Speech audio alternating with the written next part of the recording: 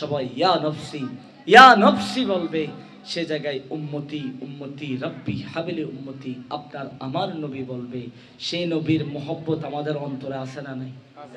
সবাই নবীর প্রেমিক, নবীর আশিক। কিয়ামতের ময়দানের একদিন, কিয়ামতের একদিন দুনিয়ার 50,000 বছরের সমান। সুবহানাল্লাহ। দুনিয়ার 50,000 বছরের সমান হচ্ছে কিয়ামতের কয়দিন? একদিন। গামের মধ্যে গাম জমিন থেকে 70 হাত উপরে উঠবে। কত হাত উপরে উঠবে? সেই গামের মধ্যে আমি আপনি হাবুডুবু খাবো। কানের লতি পর্যন্ত, নাকের ডগা পর্যন্ত আসবে। সেই গামের মধ্যে আপনি আমি হাবুডুবু খাবো।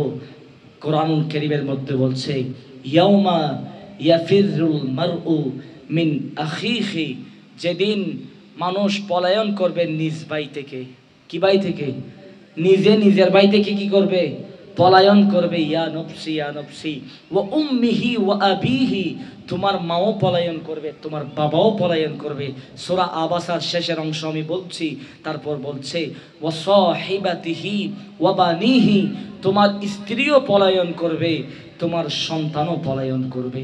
যে কিয়ামতের ময়দানে যখন প্রতিষ্ঠিত হয়ে যাবে, কিয়ামতের ময়দান যখন প্রস্তুত হয়ে যাবে, তখন বাবা সন্তানকে দুনিয়ার মধ্যে সন্তান হিসেবে পরিচয় দিচ্ছে। বাবা কিয়ামতের ময়দানে ওই বাবা আপনাকে চিনবে না, ওই ভাই আপনাকে চিনবে না, ওই স্ত্রী আপনাকে চিনবে না, ওই সন্তান আপনাকে চিনবে না।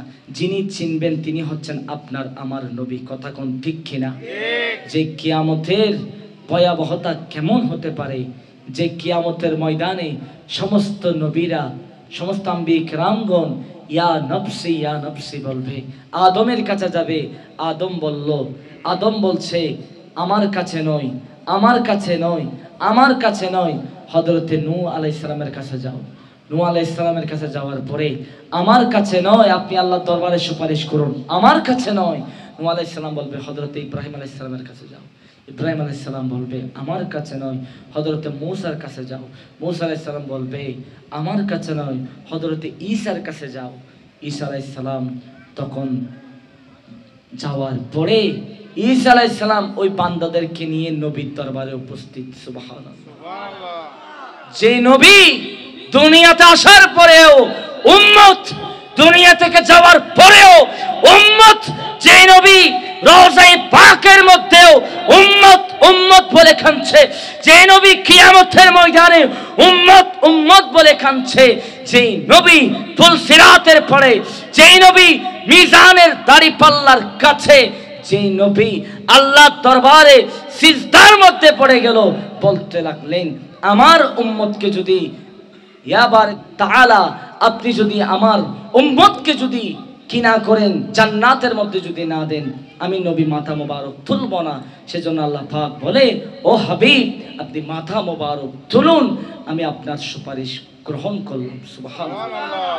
যে নবী কিয়ামতের ময়দানে আপনার জন্য আমার জন্য সুপারিশ করবে, যে নবী পৃথিবীর সমস্ত সম্পর্ক ছিন্ন বিচ্ছিন্ন হয়ে যাবে, পৃথিবীর সমস্ত বাইন্ডিং মারা যাওয়ার পরে ক্লোজ হয়ে যাবে।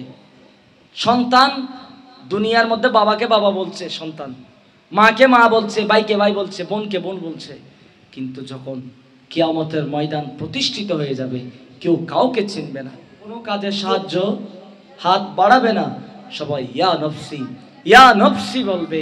সে জায়গায় উম্মতি উম্মতি রব্বি হাবিলি উম্মতি, আপনার আমার নবী বলবে। সেই নবীর মহব্বত আমাদের অন্তরে আছে না নাই?